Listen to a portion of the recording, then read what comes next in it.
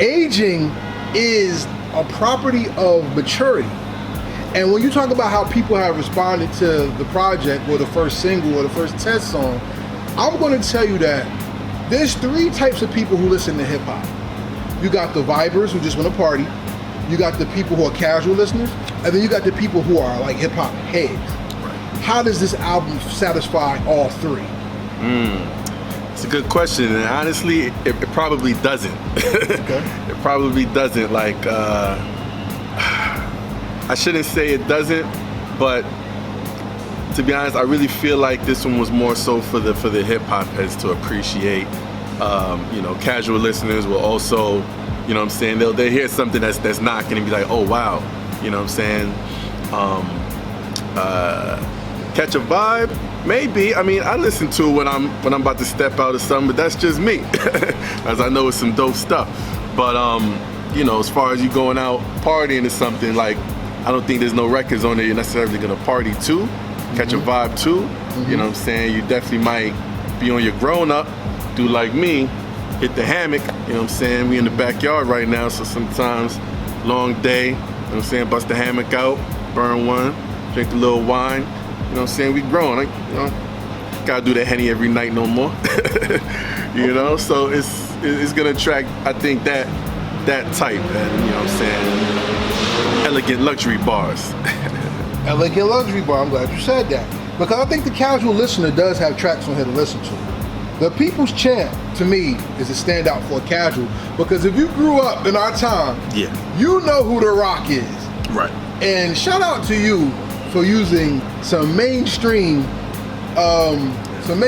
media to bring the people who may be casual into your world. Oh, if yeah. you smell what The Rock is cooking.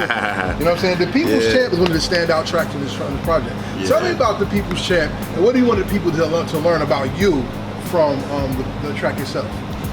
I mean, that track right there, is a classic dope track. When Gutter sent me that joint, he knew he had it catered to me. Obviously my name is Rock, my government name is Rock, and you know, I go by Rockwelz, and of course, you know, The Rock is a staple, you know what I'm saying, of WWF, WWE wrestling. I mean, just taking it back to back in the day, Brooklyn, we was in 4th grade, you know what I'm saying, who didn't want to be a wrestler, you know, at those ages, like, it kind of brought me back to an earlier me in a sense. Yeah. Because honestly, I'm not a crazy like wrestling fan at the moment as I was back in WWF times, honestly speaking. So it was more so catering to, you know what I'm saying, people that remember that era of wrestling, you know what I'm saying? We had a lot of good times. I mean, a lot of us earned our stripes on the back of the bus or on the street. Everybody wanted to DDT, you know what I'm saying, get in with the moves, you know what I'm saying? It was crazy, but you know what I'm saying, so just collaborating with you know what I'm saying, sent it to Bub Rock. You know, obviously, I mean, you know,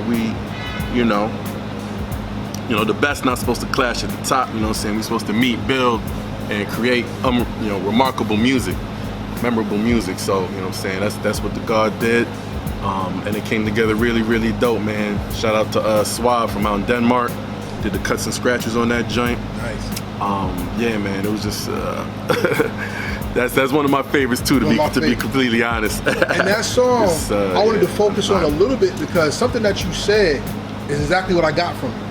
Okay. The Rock is the hero to many boys of color that watched wrestling. Oh, yeah. Because he was someone that we could relate to, who not only was tough, but he looked like us, and he gave us some inspiration to be as strong as we could be.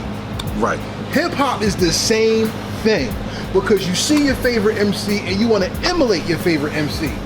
What does it mean to Rockwelz to take inspiration and not only just take it, but to give it back in a song that not only takes a childhood memory of strength and greatness and bring it into a man's personification of greatness, whether it's lyrical or musical in his tracks? That's an excellent question.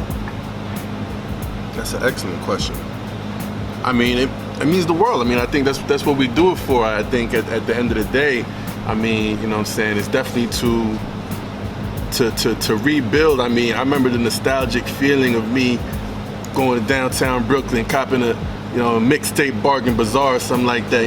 Grab a couple mixtapes, something like that. A couple CDs, and it's just a nostalgic feel that we're trying to recreate somehow, some way in this modern day era, and we don't know how because everything is so digital and everything is so fast. But I think with this type of music, it forces you to slow down and really double back and really appreciate, each level. And it's coming back full throttle, man. Just, oh my God, the amount of music that's dropped over this summer. Yeah. New John Jiggs. Just got Ransom today. You just got Rome Streets today. You got a Banks album. Like, what more do people want? Got Rockwelz, got Blue Chips. There you go. That's what they want. You know what I mean? What more do people want? That song reminds me. Let me think. Let's see if we could connect on this one. Fulton Street. Oh yeah. Now remember we used to go down Fulton Street and you used to always hear hip hop coming out the stores. You know what I'm talking about. Mm-hmm. Remember this the mall and everything, and you walk in. Albee Square. I was just over there earlier today. And that's what I'm talking about. That song reminds me of that because it's the essence of not that, oh, this is a good song, bob your head. It's the essence of, yo, you heard that? Come here, yo. What's that? You know what I'm saying? Why do you think the come here, what's that music is so far and in between nowadays? It takes longer to cook. It takes longer to cook and to nourish. So, you know what I'm saying? It's just like anything else that's a good meal, that's digestible, like a steak. You know what I'm saying? You sit down with a nice porterhouse steak, you know what I'm saying? It's gonna sit with you for a while. You know what I'm saying? You want McDonald's, you want something quick, you know what I'm saying? You get that. But, you know what I'm saying? I can't attest to why it is, but I know we miss it, and I know that's what we do it for. You know what I'm saying? Is to recreate that feel, that essence. Part of us missing that is because we don't have MCs to look towards for that. That's why the younger generation goes off of the vibe because they want to feel good. Because a lot of things attack your spirits. Right. A lot of us didn't have our spirits attacked in that way, so we look at music a different way. And people in our generation always wanted to elect a king MC or a head MC. You have election day on a project, and election day is a very big sound. That's one of those beats that I heard from you, I heard you rock on, that's different from everything else. That took me back to LL New Jack. I'm like, okay, yeah, he's doing horn play on this album. Tell me about election day. Where did you undergo with that one? Yeah, I mean, when I first heard the beat for that, first sent it to me, like, it was just one of those, like, underlying, I just love production with horns on it. It just makes you feel real royal, real, it gets me into a different frame of mind, different frame of thinking. You know what I'm saying? But then it's so gritty at the same time that it took me also a different way, because, you know what I'm saying, it also gave me an opportunity, that being that it was so infectious, to actually drop something that people really needed to hear and really needed to listen to. And, you know what I'm saying, not to scare anybody, with election day, but, I pay my taxes. I'm a upstanding citizen of the U.S. at this point in time, but, you know what I'm saying, it tells a pretty specific story about the dangers of America not living up to its greatness for everybody. Facts. And what can happen if, if a society is pushed to a certain level of desperation, I should say. And you know what I'm saying? Just even take me, for example. Anybody that knows me knows I'm the nicest guy. You know what I'm saying? Coolest guy, cool dude. If I'm hungry and I have nothing to eat and I have no way to, you know what I'm saying? I'm a different guy than people that also know me for that. I apologize, but that's life. I mean, I think we have to, animal instincts end up arising, you know what I'm saying, and when you're treated like an animal.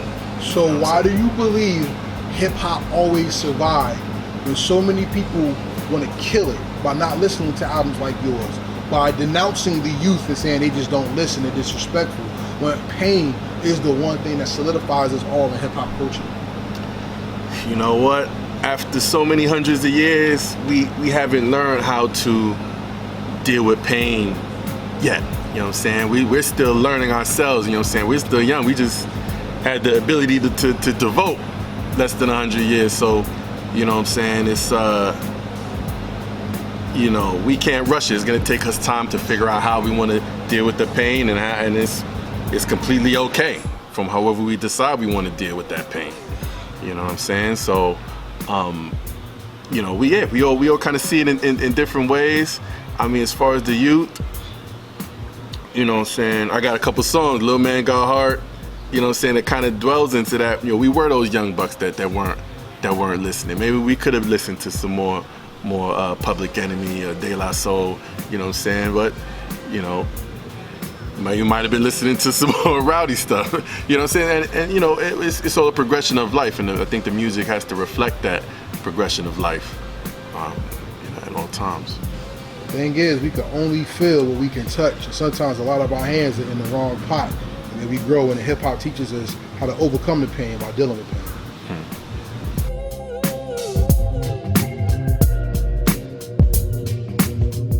Thank you for watching our presentation. We ask that you subscribe to our YouTube family and hit the notification bell for updates. Please like, comment, and share this video.